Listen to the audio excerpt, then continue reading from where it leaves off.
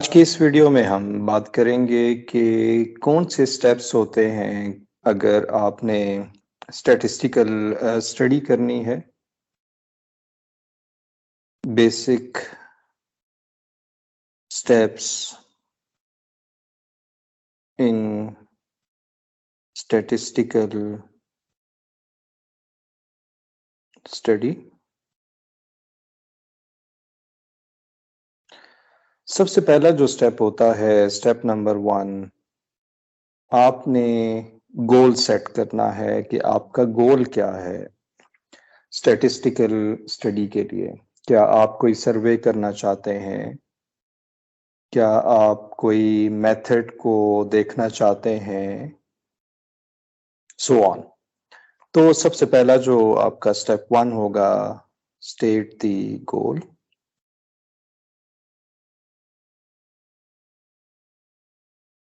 जब goal set हो गया तो उसके बाद हम सैंपल चूज करते हैं पॉपुलेशन से। Choose a sample.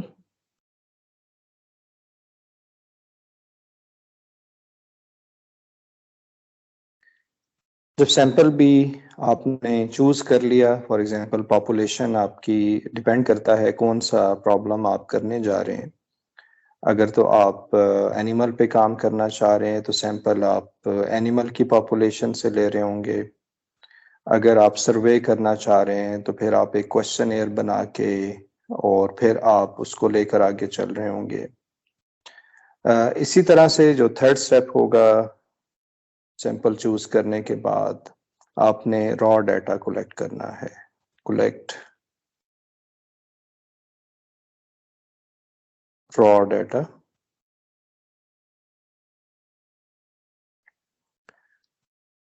और ये आप सैंपल से कलेक्ट कर रहे होंगे और फिर इस पे आप स्टैटिस्टिक्स अप्लाई कर रहे होते हैं। नंबर 4, जब आपने डाटा कलेक्ट कर लिया, फिर सैंपल स्टैटिस्टिक्स जो कि लास्ट लेक्चर में हमने बात की थी, अप्लाई सैंपल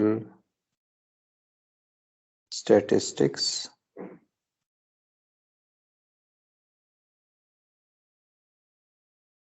ताकि आप पॉपुलेशन पैरामीटर निकाल सकें। सैंपल स्टैटिस्टिक्स अप्लाई करेंगे और आखिर में कंक्लूजन ड्रॉ कर देंगे। तो ये आमतौर पे किसी भी स्टैटिस्टिकल स्टडी में ये हमारे पास स्टेप्स होते हैं। जब भी कोई डाटा आप कलेक्ट करते हैं तो उसमें आप ये कह सकते हैं कि समहाउ कुछ बायसनेस आ जाती है। तो अभी जो हम बात करेंगे वो बायसनेस की बात करें कि बायस क्या होता है। इसको आप इस तरह से देखें कि अगर आप हेड और टेल की बात करते हैं, कोई कॉइन आप टॉस करते हैं, तो कॉइन में हेड या टेल होगा, एच या टेल होगा। आप इसको कॉइन को 10 टाइम्स अगर टॉस करें और 8 टाइम्स हेड आ रहा है और 2 टाइम्स टेल आ रहा है, तो आप कॉइन को ज़रा देखेंगे कि क्या इसमें कोई ऐसी मटेरियल तो नहीं है या ऐसा फेयर कॉइन शायद ना हो वो, कि कॉइन के एक साइड पे ज़्यादा आप कह लें कि मटेरियल इस तरह से लगा हुआ है कि वो हेड बार बार आ रहा है। तो इसको हम कहते हैं आमतौर पे biasness. A study is biased. A study is biased if its design or conduct tends to favor certain results। ये हमारे पास डेफिनेशन होती है कि अगर किसी खास हमारे पास एक्सपेरिमेंट को जो आउटकम है किसी खास एक्सपेरिमेंट में, जो आउटकम है उस आउटकम को कोई फेवर मिल रही हो किसी तरह से भी, तो हम ऐसे एक्सपेरिमेंट को या स्टडी को हम कहते हैं कि ये बाइस्ड स्टडी है। इसके बाद स्टैटिस्टिकल स्टडी में 2 टाइप्स होती हैं, 2 basic types of statistical study. हम बहुत ही बेसिक लेवल पे जाके चीज़ों को देख रहे हैं। ये जैसा कि मैंने शायद पहले भी जिक्र किया हो कि ये कोर्स जो है ये इस तरह का कोर्स नहीं है जो बहुत ही टेक्निकल हो, तो इसमें हम बहुत ही बेसिक चीज़ें सीख रहे हैं। तो जो बेसिक टाइप है किसी भी स्टैटिस्टिकल स्टडी में, एक हमारे पास होती है observational study.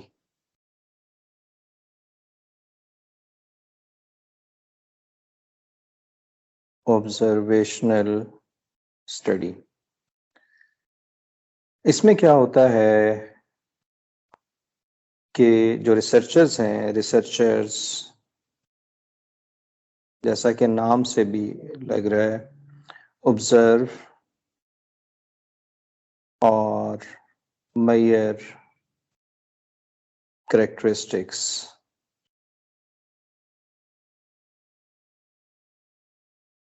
of the sample। तो इसमें क्या होता है, सिर्फ आप जैसा कि नाम से लग रहा है ऑब्जर्वेशनल स्टडी है, आपके पास एक सैंपल डाटा मौजूद है, उसकी अगर आप कैरेक्टरिस्टिक्स देख रहे हो कि वो कैसा डाटा है, जो भी डाटा आपके पास आता है उसमें एक कैरेक्टरिस्टिक होती है, उसमें एक ट्रेंड आपको नज़र आ रहा होता है जो उस स्टडी को रिफ्लेक्ट कर रहा होता है, तो इसे हम कहते हैं ऑब्जर्वेशनल स्टडी। इसके बाद आता है experimental study. Experimental study, experimental study में क्या होता है कि रिसर्चर्स जो हैं, researchers apply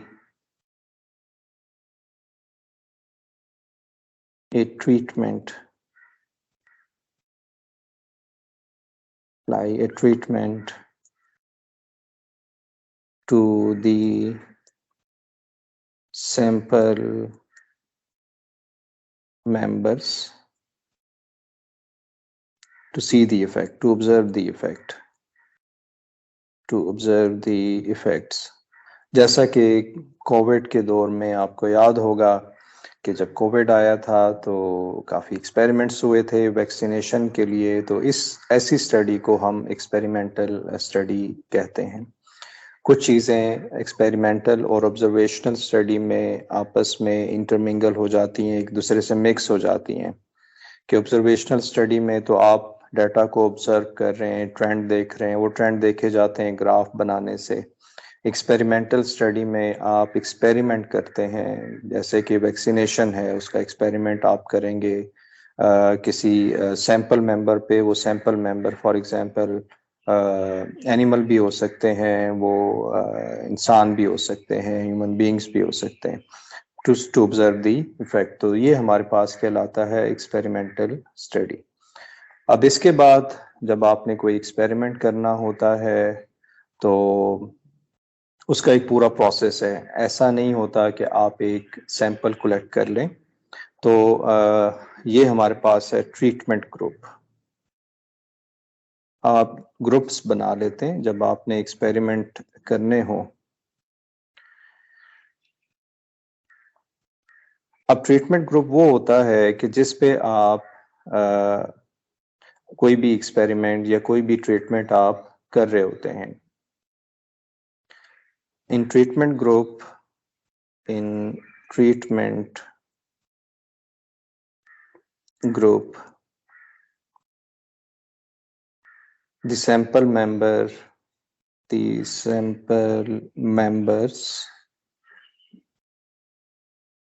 receive receive the treatment. यानी जो आपने सैंपल मेंबर, जैसा मैं जिक्र कर रहा हूँ कि ये सैंपल मेंबर आपके पास कोई भी पॉपुलेशन में हो सकता है, एनिमल भी हो सकता है, अगर कोई आप नई वैक्सीनेशन बना रहे हैं या कोई मेडिसिन बना रहे हैं, सो ऑन। तो जो ये वो ग्रुप होता है जो कि ट्रीटमेंट को रिसीव करता है, जिस पे ट्रीटमेंट अप्लाई हो रहा होता है। दूसरा हमारे पास है कंट्रोल ग्रुप।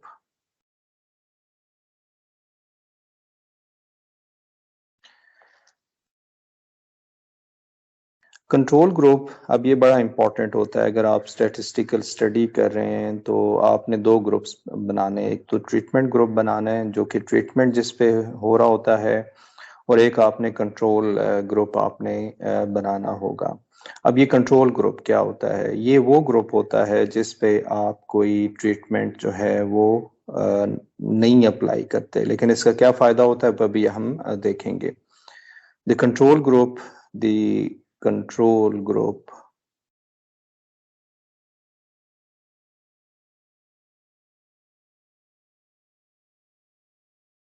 एक्सपेरिमेंट में is a group of sample members who do not receive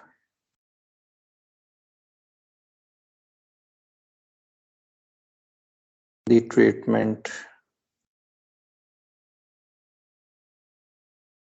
यानी वो ग्रुप होता है कि जो जिस पे कोई ट्रीटमेंट हम नहीं देखते हैं, कोई ट्रीटमेंट नहीं अप्लाई करते हैं, बल्कि ट्रीटमेंट के लिए हम ट्रीटमेंट ग्रुप बनाते हैं। अगर आपके पास फॉर एग्जांपल 10 लोग हैं या 10 लोग हैं, 10 लोगों को आप 5-5 के उसमें डिवाइड कर देंगे, 5 और 5 में डिवाइड कर देंगे। 5 को आप वैक्सीन देंगे या कोई भी, मैं सिर्फ वैक्सीन की एक एग्जांपल दे रहा हूँ, वैक्सीन आप इनको देंगे, और 5 को आप 5 पीपल को आप कोई वैक्सीन या कोई ट्रीटमेंट नहीं देंगे। तो ये जो है ये हमारे पास कंट्रोल ग्रुप कहलाता है। इसका एक असर अभी आपको पता चलेगा, अभी हम आगे उस पर बात करते हैं। अब एक और जो जब भी आप स्टैटिस्टिकल स्टडी करते हैं ख़ास तौर पे जो मेडिकल साइड पे जो एक्सपेरिमेंट होते हैं, उसमें एक कॉन्सेप्ट आता है the placebo effect. Placebo effect and blinding.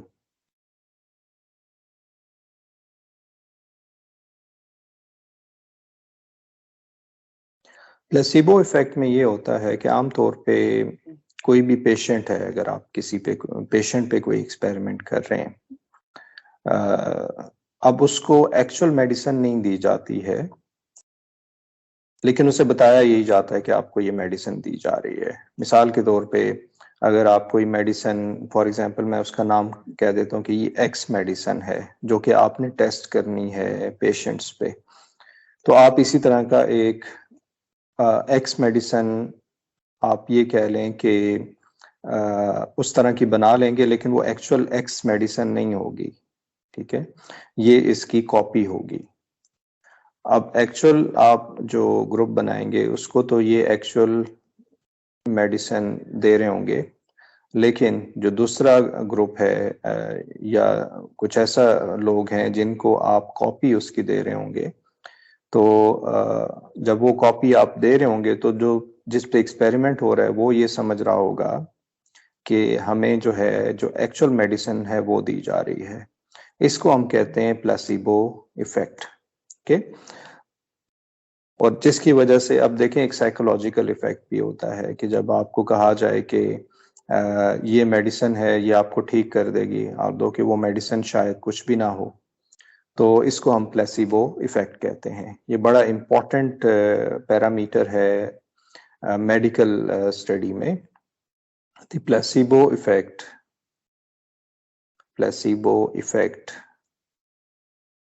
refers to the situation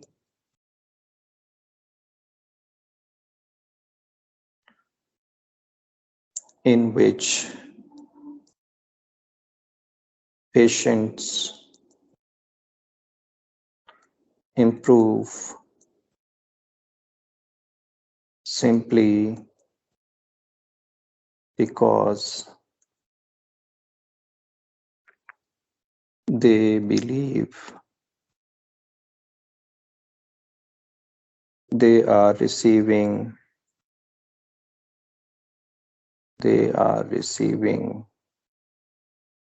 a treatment, although कि वो ट्रीटमेंट उन पे नहीं हो रहा होता। ये तो एक्सपेरिमेंटली प्रूफ है कि अगर आप किसी को मिसाल के तौर पे कुछ कहा जाए कि आपको अगर आप ये मेडिसिन लेंगे और ये मेडिसिन शायद फेक हो, तो आप फिर भी साइकोलॉजिकल अच्छा महसूस करते हैं। इसलिए जब कहा जाता है कि आप इनकरेज किया करें किसी को, तो उसका एक पॉजिटिव इफेक्ट होता है। अगर आप गुस्सा करेंगे तो उसका एक नेगेटिव इफेक्ट होता है। ये तो साइकोलॉजिकल और ये एक्सपेरिमेंटली ये प्रूव है, तो इसका साइकोलॉजिकल इफेक्ट होता है, तो इसे हम कहते हैं प्लेसिबो इफेक्ट। इसके साथ ही एक्सपेरिमेंट जब आपने करना हो मेडिकल साइड पे या कोई और एक्सपेरिमेंट जो स्टैटिस्टिकल स्टडी में होता है, उनमें हम एक टर्म यूज करते हैं जिसे हम कहते हैं ब्लाइंडिंग इन एक्सपेरिमेंट्स।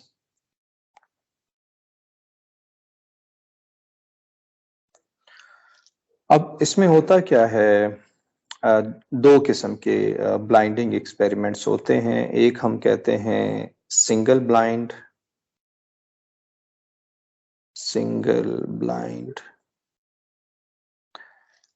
अब सिंगल ब्लाइंड में क्या होता है कि जो पार्टिसिपेंट्स हैं उनको पता नहीं होता कि वो ट्रीटमेंट ग्रुप का हिस्सा हैं या नहीं है, या वो कंट्रोल ग्रुप का हिस्सा है या ट्रीटमेंट ग्रुप का हिस्सा है। In single blind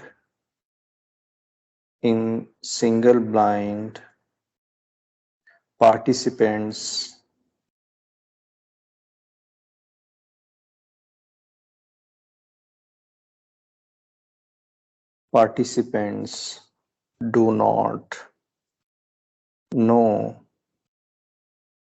whether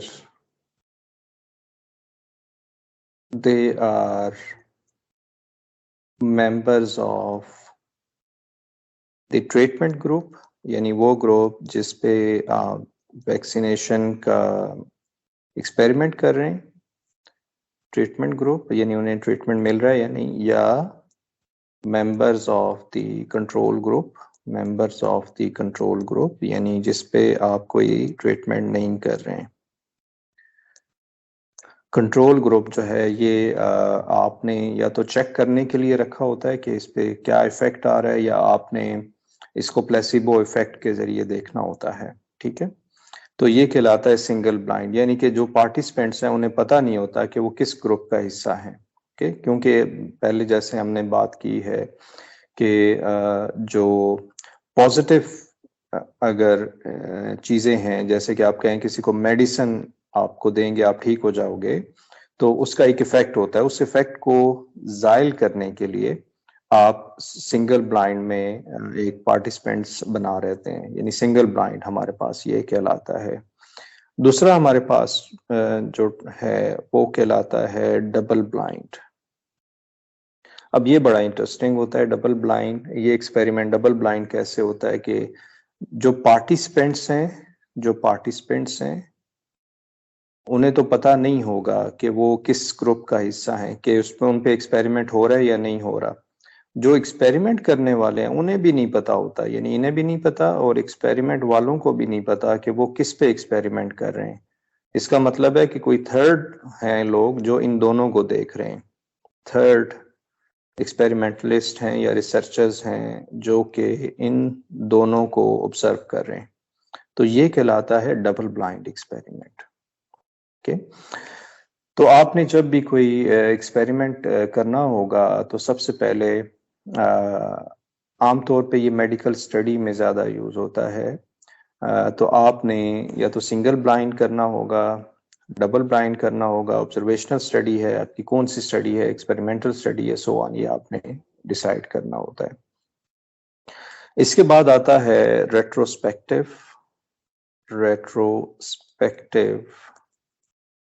studies. Retrospective studies में क्या होता है कि आप पास्ट डाटा से from past data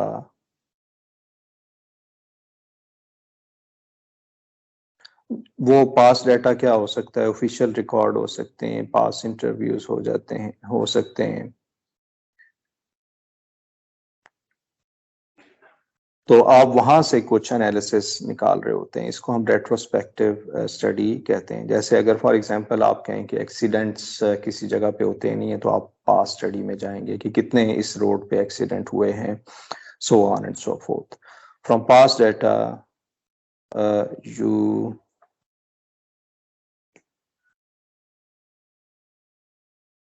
you infer something,